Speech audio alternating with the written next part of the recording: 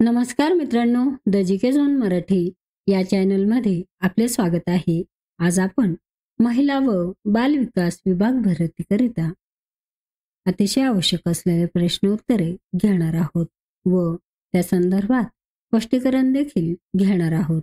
चला तर सुरू करूया. भारतीय अंतराळ संशोधन संस्थाचे नवे प्रमुख म्हणून कोणाची नियुक्ती करण्यात आली आहे? डॉक्टर व्ही नारायणन यांची नियुक्ती करण्यात आली आहे. ते एक प्रसिद्ध अंतराळ शास्त्रज्ञ आहेत आणि इस्रोमध्ये अनेक वर्षापासून कार्यरत आहेत. त्यांना अंतराळ संशोधनाचा मोठा अनुभव आहे. डॉक्टर नारायण यांच्यावर गगनयान, चंद्रयान-4, देशाचे स्वतःचे अंतराळ स्थानक असे अनेक महत्त्वाचे प्रकल्प पूर्ण करण्याची जबाबदारी आहे. वैज्ञानिक आणि औद्योगिक संशोधन परिषदेतर्फे देण्यात येणारे भटनागर फेलोशिप कोणाला प्रदान करण्यात आले आहे? प्राचार्य गणपती यादव यांना प्रदान करण्यात आले आहे. विज्ञान आणि अभियांत्रिकी क्षेत्रातील योगदानाबद्दल भारत सरकारने त्यांना 2016 मध्ये पद्मश्री हा चौथा सर्वोच्च नागरी सन्मान प्रदान केला. यंदाचे महाराष्ट्र राज्य अजिंक्यपद कुस्ती स्पर्धा अहिल्यानगरमधील कोणत्या मैदानावर होणार आहे? वाडिया पार्क या मैदानावर होणार आहे. ही स्पर्धा 29 जानेवारी ते 2 फेब्रुवारी 2025 दरम्यान आयोजित केली जाणार आहे. या स्पर्धेत महाराष्ट्र राज्यातील 36 जिल्हे आणि 6 महानगरपालिका असे एकूण 42 संघ सहभागी होत आहेत. विजेत्याला चांदीचा गदा आणि 4 चाकी गाडी असे बक्षीस देण्यात येणार आहे. संयुक्त राष्ट्र संघ विकास कार्यक्रम UNDP इंडियाचा पहिला युथ चॅम्पियन कोण बनला? संयुक्त राष्ट्र संघ विकास कार्यक्रम UNDP इंडियाचा पहिला युथ चॅम्पियन प्राजक्ता कोळी या बनल्या. प्राजक्ता कोळी तिच्या YouTube वाहिनीवर मोस्ट लिसन नावाने ओळखली जाते. संयुक्त राष्ट्र संघ विकास कार्यक्रम UNDP हा जगभरातील दारिद्र्य निर्मूलन, शाश्वत विकास, मानवी हक्क आणि लोकशाहीसाठी कार्य करणारा आंतरराष्ट्रीय उपक्रम आहे. भारतात UNDP इंडियाच्या माध्यमातून विविध प्रकल्प राबवले जातात जे सामाजिक, आर्थिक आणि पर्यावरणीय प्रगती साध्य करण्यासाठी मदत करतात. भारतीय ॲथलेटिक्स महासंघाच्या अध्यक्षपदी कोणाची निवड करण्यात आली आहे? भारतीय ॲथलेटिक्स महासंघाच्या अध्यक्षपदी अंजू बॉबी जॉर्ज यांची निवड करण्यात आली आहे. अंजू यांचा जन्म केरळच्या कोट्टायम तालुक्यातील चिरनिरारा गावातील कोचुपुरंबी कुटुंबात झाला. अंजूने सप्टेंबर 2003 मध्ये पॅरिसमध्ये झालेल्या विश्व ॲथलेटिक्स चॅम्पियनशिप स्पर्धेत 6.70 मीटर लांब उडी मारून ब्रॉन्झ पदक जिंकले व भारताला प्रथमच विश्वस्तरीय स्पर्धेतील पुरस्कार मिळवून दिला.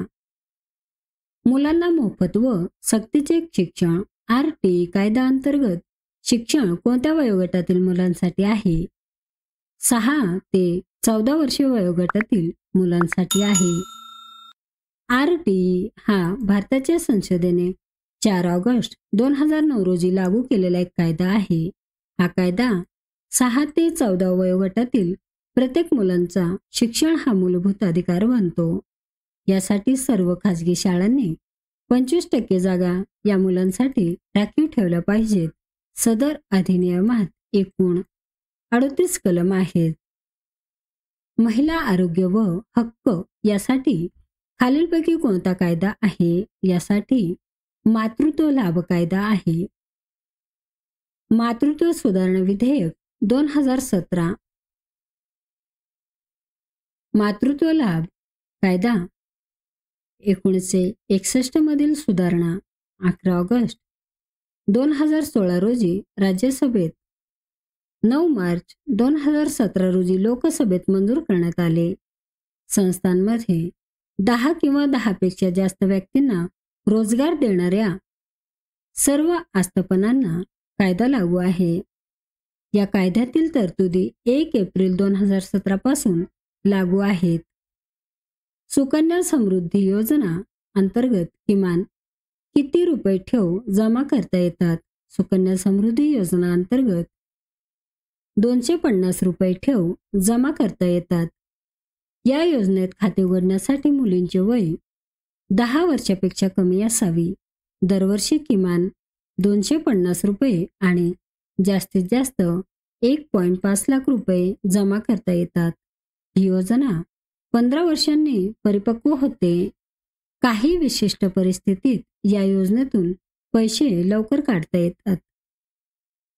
महात्मा गांधी राष्ट्रीय ग्रामीण रोजगार हमी योजना. मनरेगा अंतर्गत महिलांसाठी रोजगार हमी किती टक्के आहे? 33% आहे. राष्ट्रीय ग्रामीण रोजगार हमी कायदा 2005 किंवा मनरेगा पूर्वी राष्ट्रीय ग्रामीण रोजगार हमी कायदा किंवा मनरेगा म्हणून ओळखला जाणारा कायदा आहे. हा कायदा 23 ऑगस्ट 2005 रोजी मंजूर करण्यात आला. एका आर्थिक वर्षात किमान 100 दिवसाचा खात्रीशीर आणि हमी मंजुरीचा रोजगार देऊन ग्रामीण भागात उपजीविकेची सुरक्षा वाढवणे हे उद्दिष्ट आहेत. 1756 साली इंग्रजांच्या कारखान्यावर ताबा मिळवण्यासाठी सिराज उद दौलाने कलकत्त्याकडे केलेले कूच हे खालीलपैकी कोणत्या लढाईचे प्रमुख कारण आहे? हे प्लासीची लढाईचे प्रमुख कारण आहे. प्लासीची लढाई ही 23 जून 1757 रोजी भागीरथी नदीच्या किनारी पश्चिम बंगालच्या नदिया जिल्ह्यातील प्लासी येथे झाली होती. या लढाईत ब्रिटिश ईस्ट इंडिया कंपनीच्या सेनेने बंगालच्या अंतिम नवाब सिराजुद्दौला आणि त्यांच्या फ्रेंच सहयोग्यांच्या सेनेचा पराभव केला होता. या लढाईत रॉबर्ट क्लाइव्हने नेतृत्व केले होते. भारताच्या कोणत्या मंत्रालयाद्वारे नई रोशनी ही योजना राबविली जात आहे? भारताच्या अल्पसंख्याक व्यवहार मंत्रालयाद्वारे नई रोशनी ही योजना राबविली जात आहे. नई रोशनी अल्पसंख्याक महिलांसाठी नेतृत्व विकास कार्यक्रम ही 18 ते 65 वर्ष वयोगटातील अल्पसंख्याक समुदायातील महिलांसाठी एक केंद्रीय क्षेत्र योजना आहे. त्याची सुरुवात 2012-13 मध्ये झाली. जननी सुरक्षा योजना कोणत्या क्षेत्राशी संबंधित आहे? जननी सुरक्षा योजना मातृत्व आरोग्य या क्षेत्राशी संबंधित आहे. गरीब गर्भवती महिलांमध्ये संस्थात्मक प्रस्तुतीला प्रोत्साहन देण्यासाठी ही योजना 12 एप्रिल 2005 रोजी सुरू करण्यात आली. माता आणि बालमृत्यू कमी करणे हे राष्ट्रीय ग्रामीण आरोग्य अभियानांतर्गत प्रजनन आणि बाल आरोग्य कार्यक्रमाचे मुख्य उद्दिष्टे आहेत. मध्य प्रदेशातील भव्य संगमरवरी खडकांसाठी कोणती नदी ओळखली जाते? मध्य प्रदेशातील भव्य संगमरवरी खडकांसाठी नर्मदा नदी ओळखली जाते. नर्मदा नदीचा उगम मध्य प्रदेशातील अनूपपूर जिल्ह्यातील अमरकंटक पठारावर होतो. ही भारतातील 5वी आणि सर्वात लांब पश्चिमेकडे वाहणारी नदी आहे. नर्मदा नदीला रेवा असेही म्हणतात. नर्मदा नदी मध्य प्रदेश, महाराष्ट्र आणि गुजरातमध्ये वाहते. जीवनदायी महत्वासाठी याला मध्य प्रदेश आणि गुजरातची जीवनरेखा देखील म्हटले जाते. टिंबटिंबद्वारे जगण्यासाठी गरजेच्या असलेल्या विविध रासायनिक क्रियांसाठी आवश्यक असलेली ऊर्जा ही एटीपीच्या स्वरूपात मुक्त केली जाते. तंतुकणिकाद्वारे जगण्यासाठी गरजेच्या असलेल्या विविध रासायनिक क्रियांसाठी आवश्यक असलेली ऊर्जा ही एटीपीच्या स्वरूपात मुक्त केली जाते. शिथिल तंतुकणिका पेशींचे ऊर्जाघर म्हणून ओळखले जाते. तंतुकणिकांमध्ये श्वसन क्रिया घडते, ज्यामध्ये ग्लुकोज सारखे पोषक तत्वांचे ऑक्सिजनच्या उपस्थितीत विघटन होऊन एटीपीच्या नावाने अणू तयार होतात. पेशीतील सर्व प्रकारच्या कार्यासाठी जसे की प्रथिने, संश्लेषण, पदार्थ वाहतूक, पेशी विभाजन इत्यादींसाठी एटीपी आवश्यक असते. खालीलपैकी कोणत्या समाजसुधारकाने भूदान चळवळ सुरू केली होती? खालीलपैकी विनोबा भावे या समाजसुधारकाने भूदान चळवळ सुरू केली होती. भूदान चळवळ, जमीन थेट चळवळ, ज्याला रक्तहीन क्रांती असेही म्हणतात. विनोबा भावे यांनी 1951 मध्ये पोचमपल्ली गावात पोचमपल्ली येथे याची सुरुवात केली होती. या चळवळीचा उद्देश धनाढ्य जमीनदारांना विनंती करून त्यांच्या जमिनीचा काही भाग गरीब शेतकऱ्यांना देण्यास प्रवृत्त करणे हा होता. खालीलपैकी कोणता जीव हा सजीवांच्या प्रोटिस्ट सृष्टीमध्ये येत नाही? खालीलपैकी नीलहरित शैवाल हा सजीवांच्या प्रोटिस्ट सृष्टीमध्ये येत नाही. नलरहित शैवाल हे जीवन मेनेरा सृष्टीत मोडतात. त्यांच्या पेशींमध्ये केंद्रक पटल नसते. तर सोनेरी शैवाल, करंडक आणि आदिजीवी हे सर्व प्रोटिस्टा सृष्टीत येतात. सोनेरी शैवाल ही एकपेशीय शैवाल आहे आणि प्रामुख्याने गोड्या पाण्यात आढळतात.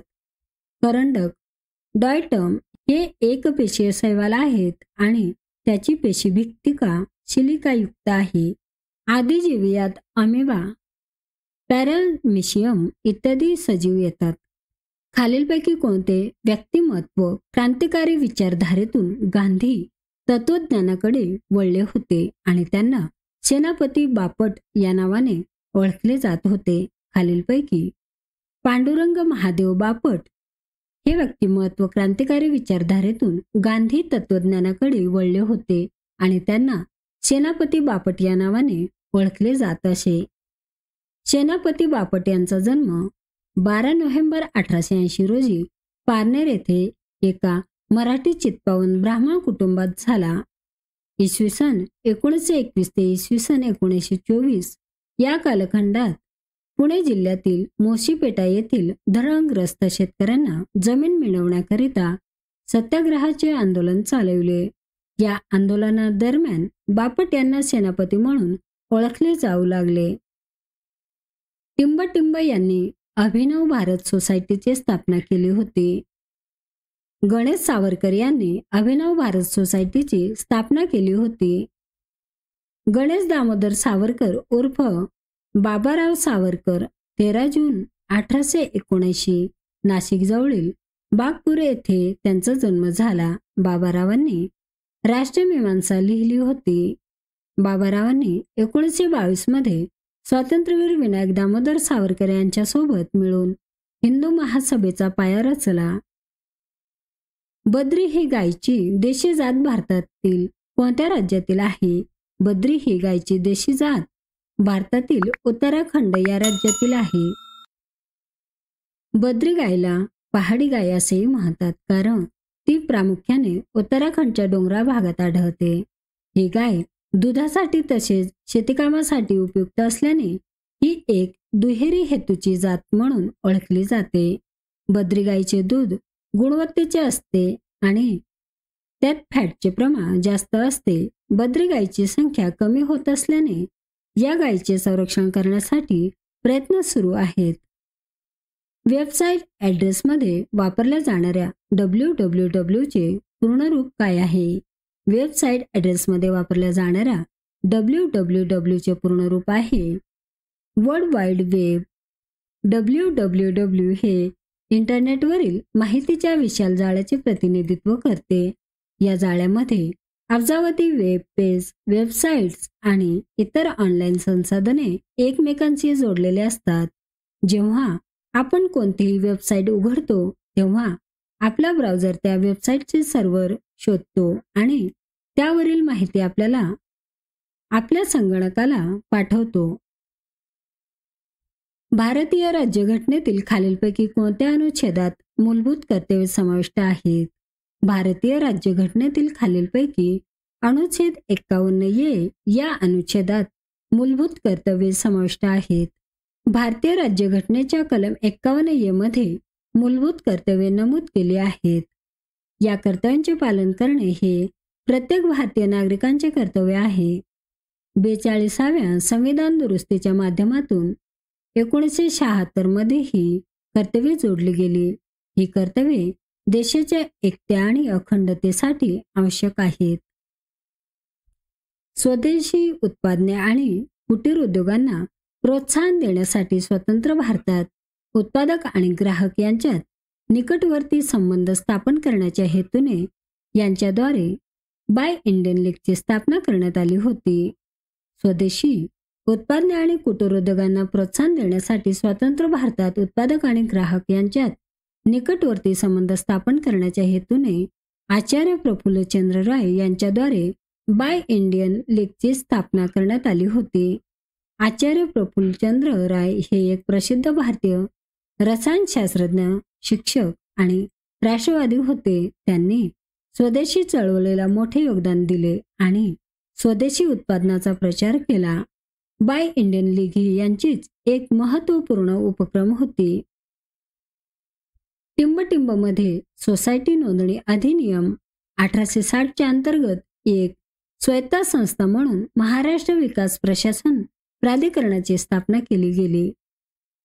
1984 मध्ये सोसायटी नोंदणी अधिनियम 1860च्या अंतर्गत एक स्वायत्त संस्था म्हणून महाराष्ट्र विकास प्रशासन प्राधिकरणाची स्थापना केली गेली.